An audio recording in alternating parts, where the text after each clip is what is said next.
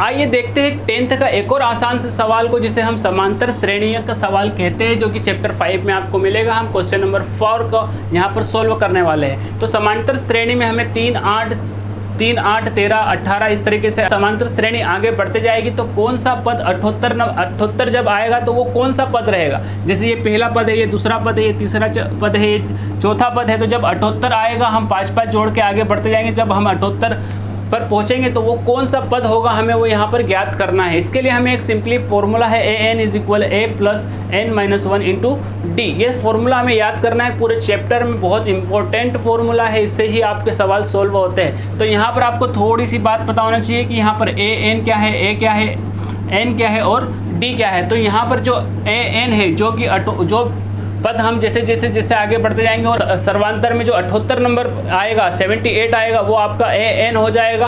उसके बाद बराबर में a, यहाँ पर पहला पद है ये, तो इसे हम a से डिनोट करते हैं। और n मीन्स जितना हुआ पद, जैसे ये चौथा पद है, ये वाला तीसरा पद है, इस तरीके से काउंट करेंगे तो 5वां, 6वां, 7वां, 8वां। तो कौन सा पद 78 आएगा वो यहाँ पर n से डिनोट किया गया है। और d जो है इसके बीच का सर्वांतर है। अगर हम यहाँ देखते हैं तो ये समांतर श्रेणी का मतलब ही होता है कि जो श्रेणी होती है जिसे ए पी से दर्शाते हैं अरिथमेटिक प्रोग्रेस से, तो इनके बीच समान अंतर होता है, इसलिए इसे हम समांतर श्रेणी बोलते हैं। यहाँ पर हम देखें तो हम इजीली बता सकते हैं कि इन सब में 5 का अंतर है। 3 के बाद 5 जोड़ा तो 8 आ गया, 8 के बाद 5 जोड़ा तो 13 आ गया, 13 के बाद 5 जोड़ा तो 18 आ गया, 18 के बाद हम 5 जोड़ेंगे तो 23 आ जाएगा, 23 के बाद हम 5 जोड़ेंगे तो 28 आ जाएगा। इस तरीके से हम जोड़ते जाएंगे और 78 नंबर पे पहुंचेंगे तो वो कौन सा पद होगा? या तो हम इसे लिख कर ऐसे तरीके से 78वां पद गिने 1, 2, 3, 4, या फिर हम डायरेक्ट इसे सोल्व कर सकते हैं इस सूत्र के द्वारा। तो हम देखते हैं यहाँ पर, फटाफट से देखेंगे।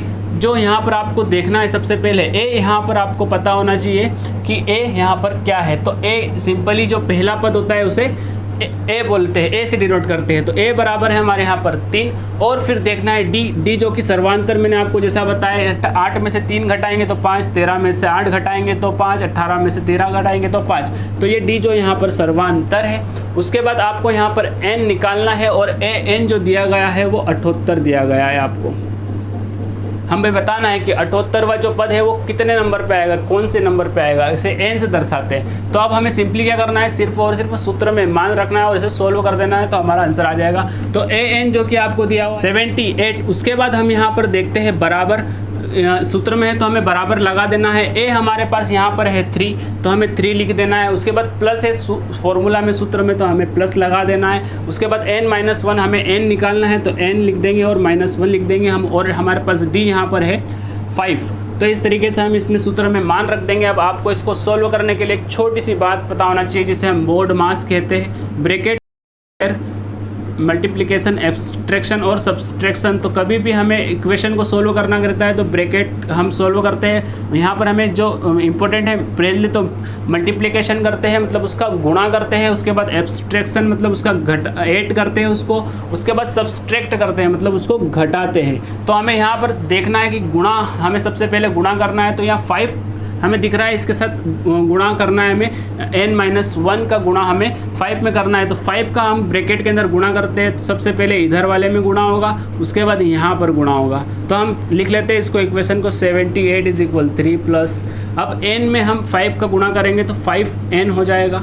उसके बाद माइनस है तो माइनस, अब 5 का गुणा यहाँ पर अंदर 1 में भी होगा तो फिर अगेन 5 हो जाएगा, 5 एकम 5 हो जाएगा। अब आपको यहाँ पर मल्टीप्लिकेशन हो जाने के बाद आपको अब करना है यहाँ पर ऐड करना है यहाँ पर। तो ऐड करने के लिए आपको यहाँ पर क्या ऐड करना है, 3 में 5n ऐड तो होगा नहीं, 3 में आपको क्या ऐड करना है, 5 को ऐड करना है। या इसके बहुत सारे तरीके भी हो सकते हैं, इसे हम इधर भी ला सकते हैं। तो मैंने एक वीडियो बनाया हुआ है जिसको आप इजीली कर सकते हैं कि 3 - 5 आता है, 3 - 5 होता है तो हमें क्या प्राप्त होगा। तो इससे हम देख सकते हैं यहाँ पर हमें -2 मिलेगा। और वो कैसे मिलेगा, जब भी हमारे पास बड़ी डिजिट आती है तो हम उसमें से छोटी डिजिट को घटा लेते हैं, और हम इसमें माइनस का डिसीजन कैसे लेते हैं, जो बड़ी संख्या का चिन्ह होता है वही हमारे आंसर का चिन्ह होता है। तो इसका हमें -2 मिल जाएगा। इसका वीडियो मैंने बहुत अच्छे से डिटेल से बनाया हुआ है, एकदम आराम से उसमें समझाया है। अगर आपको ये नहीं आता तो आप उसको देख सकते हो। तो यहाँ पर हम देखते हैं 78 = 3।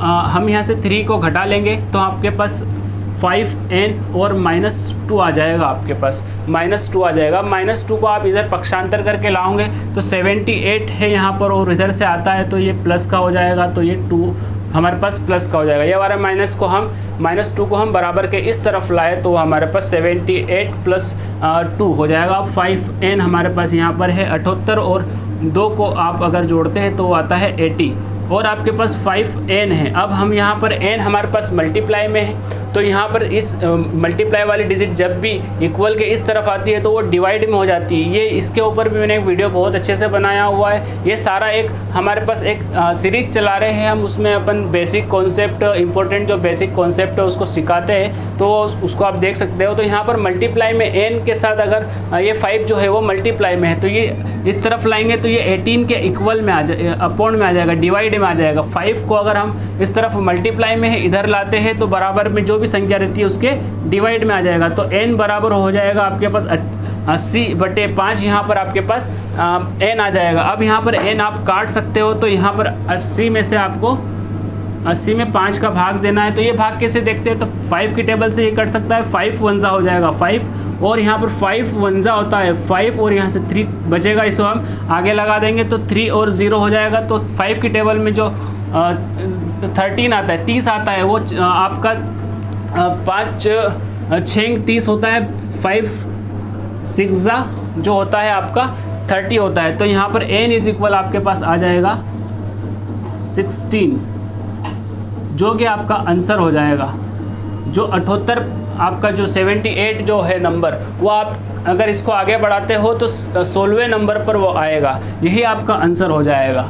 इस वीडियो में इतना ही। उम्मीद है आपको ये वीडियो समझ में आया हो। Thank you very much for watch this video.